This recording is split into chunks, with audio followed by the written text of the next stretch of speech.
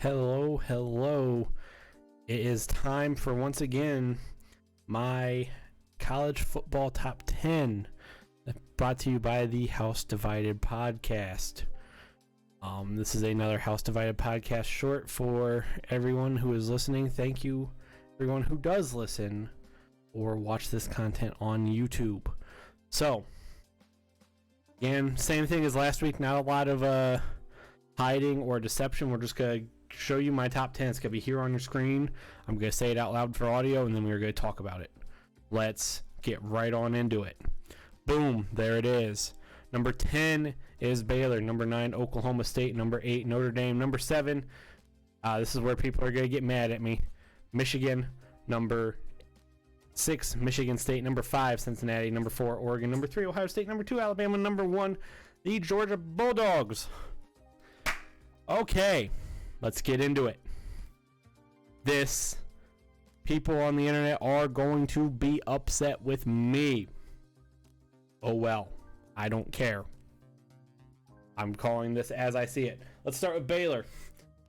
Wake Forest is the team in the committees. I don't like that. I don't like that one bit. Wake Forest is in the ACC conference. Wake Forest's loss came to North Carolina, an unranked North Carolina, who is not good. Baylor beat Oklahoma, who last week I had at number 8. Baylor, even though they have two losses and zero shot of making it into the college football playoff, they're in. Wake Forest has even less of a chance of getting in, if that was even possible. Number 9, the Oklahoma State Sooners. No. Cowboys. The Oklahoma State Cowboys. Oopsie. Oklahoma State is going to be playing... by the way, Baylor has Kansas State this week. Whoop-de shit. Oklahoma State will be having Texas Tech this week before their matchup against Oklahoma. Whoop-de shit. Oklahoma State's just, other than that weird loss to Iowa State, Oklahoma State's legit. They are realistically the Big 12's only chance of getting in. Big 12 has no other chance. I think if a lot happens from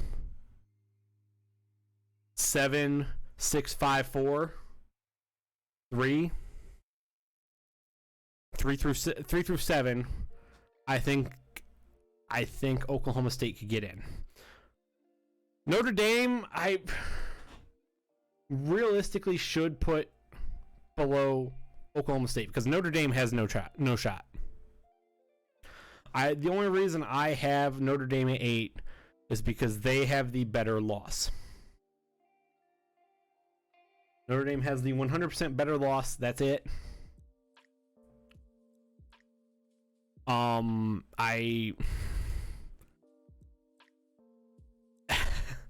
Dame's not going to make it. Oklahoma State has a better chance. Notre Dame's not going to make it. Number 7. I can hear all of the University of Michigan Wolverine fans crying right now. I can hear it. And you know what? I love it. You guys struggled with Penn State. Ohio State beat Penn State by 9, yes. Ohio State did not roll Penn State. I get it. I get it. But this Michigan team that I saw this past weekend might not beat Maryland. And they sure as hell ain't going to beat Ohio State. This Michigan team that I saw against Penn State, led by Jim Harbaugh, should have more losses than just the one. They should. The team that I saw, and Penn State has a good defense.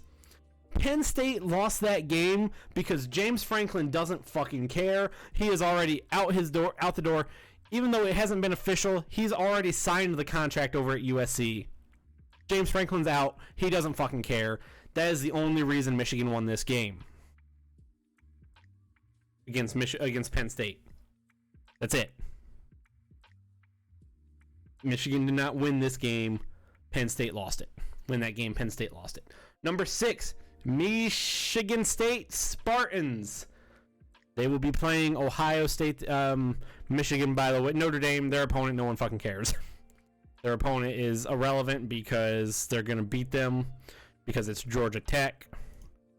Michigan plays Maryland this week. And go with God, Michigan Wolverines. Hope Jim Harbaugh isn't stupid this weekend. Moving on, Michigan State. I want to say this about Michigan State. I was wrong about them. Earlier this year, I did not think they were going to be a phenomenal team. They played Maryland. Maryland played them tough for a little bit. Hung with them for a little bit. Michigan State ended up winning 40-21. Didn't really say hung with them, because at no point was Maryland really. I mean, Maryland was down 13 at one point. Was down 7 at one, or 6 at one point, and then down 13. Maryland was never really. Michigan State was never really in danger of losing this game. Maryland hung with them a bit.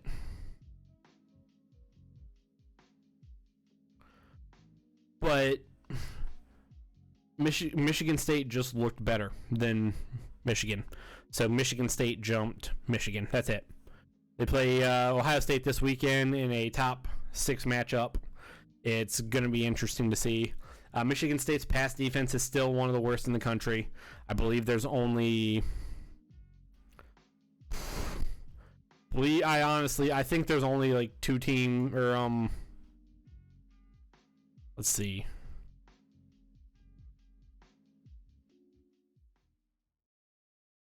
Where are they? Where are they passing?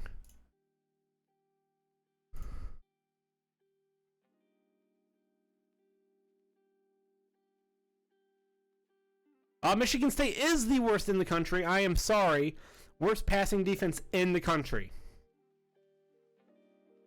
So this will be interesting to see. Ohio State's passing defense is not above and beyond better, but again, this will be interesting to see. Ohio State, one of the best rushing defenses in the country. Ohio State, the best offense in the country. Michigan State exists. As Michigan State has the best running back in the country in the Big Ten, should win the Heisman, but he won't because it's not a Heisman, or it's not a running back trophy. But I digress. That'll be interesting to see. Number 5, I hear Cincinnati Bearcat fans yelling at me through their screens. Oh well. Cincinnati struggled. Cincinnati couldn't really put away the University of South Florida Bulls. They just couldn't. Oh well. Deal with it. And because of that, Ohio State's just above and beyond better. Ohio State would wipe the floor with Cincinnati. Oregon would wipe the floor with Cincinnati. Alabama would wipe the floor with Cincinnati. Georgia would wipe the floor with Cincinnati. That's it. There's no grand conspiracy.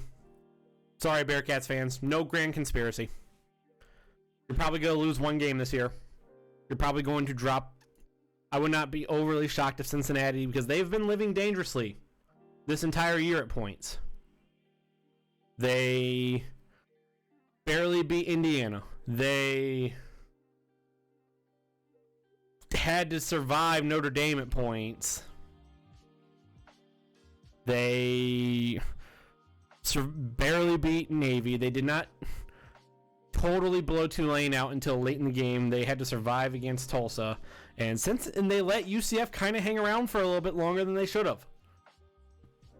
I could see the Bearcats losing on Saturday to SMU. Will it happen? I don't know. But I could see. I wouldn't be shocked. So Cincinnati's number 5. Number 4, Oregon. Oregon, since that Ohio State loss, or that victory over Ohio State, just hasn't been impressive. So, Oregon falls to 4. Ohio State 3.